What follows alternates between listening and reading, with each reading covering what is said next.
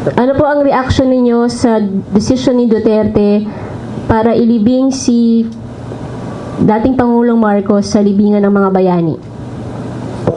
Kapag ang palagay ay mga tunay na bayani, yung mga nasa libingan yan, pangalan yan libingan ng bayani, kung kailan lang inadapt yung pangalan yan, 1947 yata Karamihan yan, mga Yosape at mga sundalo ng reaksyonaryong hukbo. Kaya si Marcos naman, kahit na pekeng sundalo yan sa mahabang panahon, tunay na sundalo naman siya nung sa panahon ng Bataan. So, yan, pwedeng ilibing dyan. Pero ako naman may simpatiya sa mga ayaw na malibing dyan. Dahil may presumption na lugar yan ng mga bayani. Si Duterte mismo sabi niya, anong hero-hero? Sundalo lang yan. Kaya porket sundalo pwedeng ilagay dyan.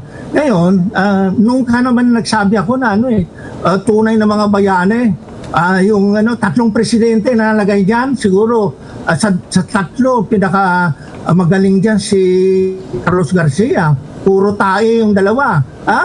Yung tayo magpresidente na tayo ka kung wala ka namang ginawa, kundi kontra sa interes sa mga mamayan. Yun lang si Romulo, tayo yan.